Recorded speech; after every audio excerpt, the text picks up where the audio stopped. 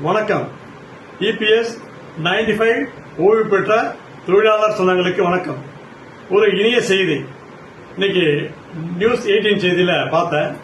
அவங்க என்ன சொல்லியிருக்காங்கன்னா, மத்திய அரசாங்கம் நமக்கு 7500 ரூபாய் பென்ஷன் தரதுக்கு பரிசீலனை இருக்குன்னு அறிவிப்பு வந்தது. இன்னைக்கு செய்தியில பார்த்தேன். இது நமக்கு மகிழ்ச்சியா இருக்கு. இந்த செய்தி ஜியோவாக விரைவில் வெளிவர வேண்டும். அப்பதான் ரொம்ப மகிழ்ச்சியா இருக்கு. ஏன்னா நிறைய முதியவர்கள் எல்லாம் ரொம்ப முடியாத இருக்காங்க. இந்த செய்தி கேட்டு அவங்க துடிச்சு எழுந்துருவாங்க சந்தோஷத்துல. அதனால அவங்க ஒரு வாழ்நாள் கூட நீடிக்க வாய்ப்பு இருக்கு. இந்த புகழெல்லாம் நம்ம மத்திய அரசாங்கத்தை தான் சாரும். ஏன்னா 12 ஆண்டு கால போராட்டத்திற்கு இப்போ ஒரு விடிவு கிடைச்சிருக்கு. இது முக்கியம் ஜான் பீட்டர்ஸ் அப்படிங்கிற நம்ம கேரள அமைச்சர் இருக்கார் இல்லையா, அவங்க நாடாளுமன்றத்தில் பயங்கரமா பேசினாங்க, குரல் கொடுத்தாங்க, நம்மளுடைய நிலைமையை எடுத்து கொடுத்தாங்க. அப்ப அந்த லேபர் மினிஸ்டர் இருக்காங்க இல்லையா, தொழிலாளர் நல அமைச்சர், மத்திய தொழிலாளர் நல அமைச்சர் மனுசுக் மாண்டியா அப்படிங்கிறவங்க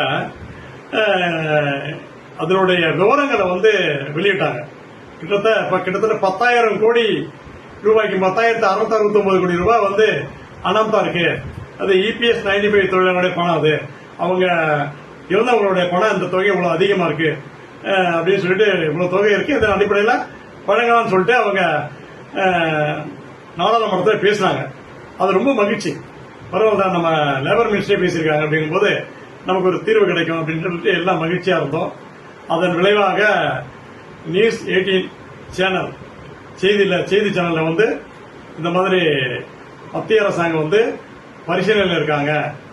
ஓய்வு பெற்ற இபிஎஸ் 95 தொழிலாளர்களுக்கு 7500 ரூபாய் வரை பென்ஷன் வழங்குவதற்கு ஆயத்தமா இருக்காங்க, பரிசீலனை பண்ணிட்டு இருக்காங்க அப்படின்னு சொல்லும்போது ஒரு மன மகிழ்ச்சி. இது விரைவில் ஜியோ வரணும். ஜியோ வெளியே வந்துச்சுன்னா உண்மையிலேயே அத்தனை முதியவர்களும் ஒரு துள்ளி உதிச்சு எழுந்த மாதிரி இருக்கும். என்ன இது சுமார் 12 ஆண்டுகால போராட்டம், நமது போராட்டம். இந்த போராட்டத்தில் ஈடுபட்ட அனைத்து நல்ல உள்ளங்களுக்கும் நன்றி, மனதார நன்றி. இது போராட்டம் இல்லைன்னா இதுக்கு நமக்கு ஒரு விடிவு கிடைச்சிருக்காது. அனைத்து மாநிலங்களும் போராட்டம் நடந்தாங்க, ஒரு மாநிலம் கிடையாது. அனைத்து மாநிலங்களும் போராட்டம் வெகு சிறப்பாக நடந்தது. நிறைய பேர் தன்னுடைய குறையெல்லாம் சொன்னாங்க. நாங்க 1000 ரூபாய் வாங்குறோம், 750 ரூபாய் வாங்குறோம் அப்படின்னு சொன்னாங்க.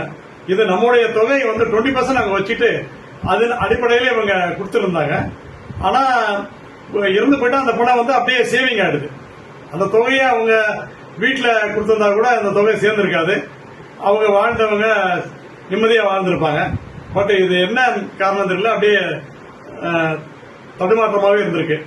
இப்போ நம்ம மத்திய அமைச்சகம் அறிவிச்சிருக்காங்க. மிக விரைவில் இது அறிவிக்கப்பட சொல்லியிருக்காங்க. ஐயா, முதியவர்கள் வயசாகி போச்சு, எல்லாம் 80-90 இருக்காங்க. இந்த நியூஸ் கொஞ்சம் சீக்கிரம் நீங்க வெளியிட்டீங்கன்னா அவங்க எல்லாம் ஆனந்தமா கொஞ்ச காலம் வாழ்ந்துட்டு போக வாய்ப்பு இருக்கு. ஏன்னா இறுதியில் இருக்கவங்க தான் எல்லாமே. இது நீங்க 7500 இல்ல, 7500 15,000 வரைக்கும் தரலாம். ஏன்னா இது முதியவர்களுக்கு தான், அதிகபட்சமா கிடையாது. மிஞ்சி போனா 80 லட்சம் பேர் தான் இருப்பாங்க ஆல் ஓவர் இந்தியா. சரிங்களா? தயவுசெய்து வெகு விரைவில் ஜியோ பாஸ் பண்ணுங்க. இந்த செய்தி மிக மகிழ்ச்சியாக இருக்கிறது. இது மட்டும் இல்ல, அதாவது லைஃப் சர்டிபிகேட் அடிப்படையிலேயே இந்த தொகை வழங்கப்பட வேண்டும். இதற்கென்று படிவங்கள் வழங்குவதாக அறிவிக்க வேண்டாம். இதன் மூலம் தவறுகள் நடைய வாய்ப்பு இருக்கு.